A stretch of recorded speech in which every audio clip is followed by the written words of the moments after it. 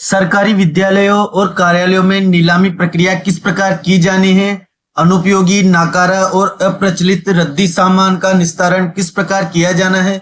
इस संबंधी एक आदेश जारी हुआ है। 30 सितंबर से पहले यह प्रक्रिया पूर्ण की जानी है। समस्त राजकीय विद्यालयों और कार्यालयों में होनी है। किस प्रकार आपको करनी होगी, आज की वीडियो में मैं आपको बताने वाला हूं। किस प्रकार आपको इसका शाला दर्पण पोर्टल पर फीडिंग करनी होगी, समस्त जानकारी इस वीडियो में मिलने वाली है। इससे पहले अगर आप हमारे चैनल पर नए हैं तो चैनल को सब्सक्राइब जरूर करें, बेल आइकन प्रेस करें। तो आइए वीडियो को सबसे पहले हम बात करते हैं माध्यमिक शिक्षा राजस्थान बीकानेर का आदेश जारी हुआ है। भंडार भौतिक सत्यापन एवं नाकारा सामान के निस्तारण की कार्यवाही सुनिश्चित कर शाला दर्पण मॉड्यूल में आवश्यक सूचना प्रविष्ट की जानी है।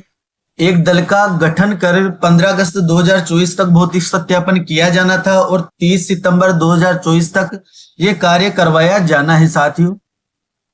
इसके अलावा महात्मा गांधी राजकीय अंग्रेजी माध्यम विद्यालय में मूल्यांकन प्रतिवेदन के कार्यवाही बिंदु एक्शन टेकन पॉइंट्स की अनुपालना बाबत प्राप्त निर्देशों के क्रम में महात्मा गांधी राजकीय अंग्रेजी माध्यम विद्यालय योजना के तहत संचालित विद्यालयों में भी नाकारा सामग्री निस्तारण की कार्यवाही पूर्ण की जानी आवश्यक है।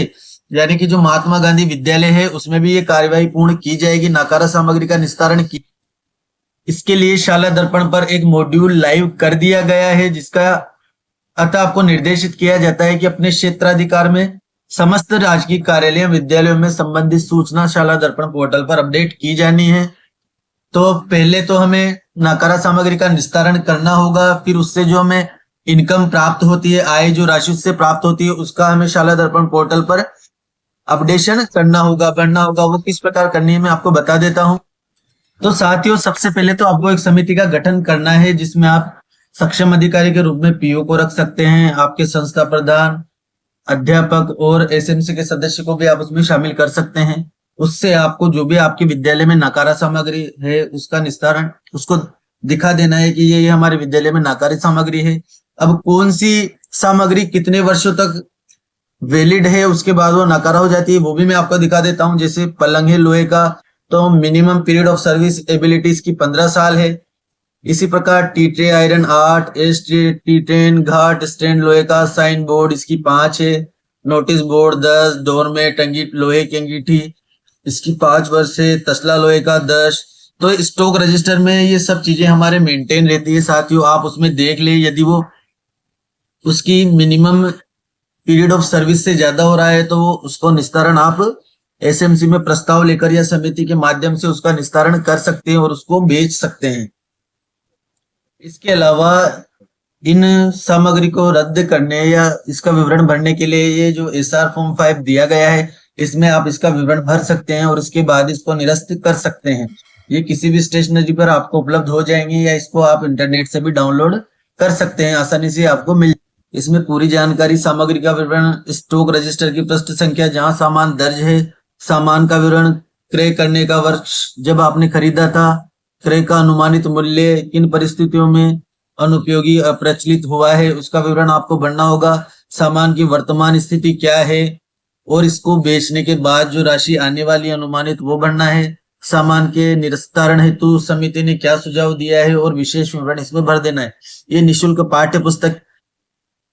इसी प्रकार से वाचनालय और पुस्तकालय के लिए इस प्रकार का, परीक्षा भंडार के लिए एसआर फॉर्म कुछ इस प्रकार का होगा, जिसमें स्टॉक रजिस्टर सेम ही कॉलम सब में आएंगे साथियों। कार्यालय से संबंधित सभी प्रकार के प्रकोष्ठ से संबंधित आपको ये मिलेंगे। खेल की सामग्री का आपको इसमें भरना होगा, पोषाहार संबंधित आपको इसमें भरना होगा। ये सब आपको इंटरनेट पर आसानी से आप इनको डाउनलोड कर सकते हैं साथियों। इनका लिंक भी मैं आपको डिस्क्रिप्शन में दे दूंगा, जहां से आप इनको डाउनलोड कर सकते हैं। अब इससे जो इनकम प्राप्त होगी नीलामी से, उसको क्रय करने के बाद सारी सामग्री आप समिति के माध्यम से उसको ट्रेस कर ले। जो भी सामग्री है, रद्दी, कबाड़ वगैरह सबको उसको बेच दे साथियों सामग्री के, और उससे जो राशि प्राप्त होने वाली है उसका आपको विवरण शाला दर्पण पर दर्ज करना होगा। तो सबसे पहले आप शाला दर्पण को ओपन कर लें। यहाँ पर आपको विद्यालय मॉड्यूल ओपन करना होगा। यहाँ पर आपको अनुपयोगी नाकारा सामग्री निस्तारण ये वाला टैब साथियों नजर आ रहा है। विद्यालय टैब में आपको ये मिलेगा, इसी को आपको ओपन करना होगा। यहाँ पर एक नोट दिया हुआ है, सामान्य जानकारी कृपया वर्तमान स्थिति अनुसार अद्यतन करें। अनुपयोगी नकारा सामग्री के निस्तारण की कार्यवाही का विवरण। अब ये हमें यहाँ पर भरना होगा। विद्यालय कार्यालय में अनुपयोगी नकारा सामग्री का निस्तारण पूर्व में कब किया गया था, पूर्व में पिछले साल हमने कब किया था या उससे पहले कब किया था, उसकी डेट हमें यहाँ पर भरनी होगी साथियों। उसके बाद अनुपयोगी नकारा सामग्री की पूर्व निस्तारण प्रक्रिया से खाली हुए कक्षों की संख्या, कितने कक्ष जो कबाड़ से भरे हुए थे या नकारा सामग्री से भरे हुए थे वो बेचने के बाद, क्रय करने के बाद बेचने के बाद खाली हुए हैं, तो उनकी संख्या में यहाँ पर भरनी होगी। विद्यालय में वर्तमान में अनुपयोगी नकारा सामग्री उपलब्ध है, यदि उपलब्ध है तो आपको उसको हाँ करना होगा, नहीं है तो नहीं पर आप क्लिक कर सकते हैं। विद्यालय में स्टोर के रूप में प्रयुक्त कुल कक्षा संख्याओं की संख्या, स्टोर रूप के रूप में आपने जितने कक्षा संख्या बना रहे हैं उनकी संख्या आपको यहाँ पर भरनी होगी। अब इसके बाद अगला बिंदु आता है हमारा क्या, विद्यालय कार्यालय में अनुपयोगी सामान के निस्तारण के लिए कमेटी का गठन किया गया है, इसको आपको हाँ करना होगा। विद्यालय कार्यालय में वर्तमान में अनुपयोगी नकारा सामग्री से भरे हुए कक्षों की संख्या, यहाँ पर आपको कक्षों की संख्या बढ़नी होगी जिसमें कबाड़ भरा हुआ है। इसके बाद समिति के द्वारा निष्पादन योग्य सामग्री का सर्वेक्षण कर सूचियां अनुपयोगी सामग्री को भिन्न भिन्न मदों में मूल्य एवं उपयोगिता के आधार पर विभाजित कर प्रपत्र S5 और S6, जो प्रपत्र मैंने आपको पूर्व में दिखाए थे उनमें आपको सूचना भरनी होगी। अनुमोदन हेतु सक्षम स्तर पर प्रस्ताव भेजने की दिनांक, यहाँ पर आपने जिस दिनांक को प्रस्ताव भेजा था अनुमोदन के लिए वो डेट आपको यहाँ पर भरनी होगी। सामग्री को विक्रय करने के लिए जो अनुमोदन लिया था आपने निस्तारण करने के लिए, उसकी डेट आपको यहाँ पर भरनी होगी। सक्षम स्तर द्वारा निर्धारित सामग्री नीलामी निस्तारण की दिनांक, फिर वहां से आपको नीलामी निस्तारण की एक दिनांक दी जाती है कि आप इस दिनांक को नीलामी की बोली लगा सकते हैं। इसके लिए आपको थोड़ा सा प्रचार प्रसार भी करना होता है, वो डेट आपको यहाँ पर भरनी होगी।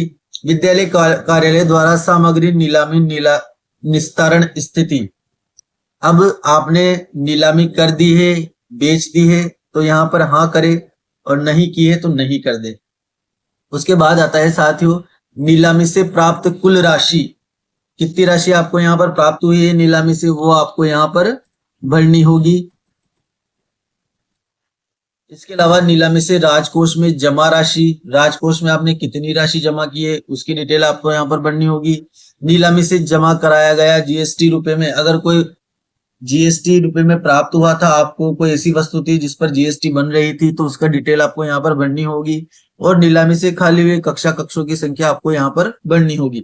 क्या स्टोर का भौतिक सत्यापन किया गया था, जो स्टोर आपका प्रभारी बना रखा है, स्टोर का जो सामान उसमें चढ़ा रखे हैं, क्या आपने उसका भौतिक सत्यापन किया था? तो भौतिक सत्यापन के बाद ही निस्तारण किया जाता है, तो इसमें आप हाँ भरे। भौतिक सत्यापन की तिथि, किस दिन आपने भौतिक सत्यापन किया था उस दिन की डेट आपको यहाँ पर भरनी होगी और इसको यहाँ पर सिंपली आपको सेव कर देना है साथियों। जैसे आप इसको सेव करेंगे ये डाटा आगे फॉरवर्ड हो जाएगा। साथियों अगर वीडियो पसंद आया हो तो वीडियो को लाइक करें, चैनल को सब्सक्राइब करना ना भूलें। धन्यवाद।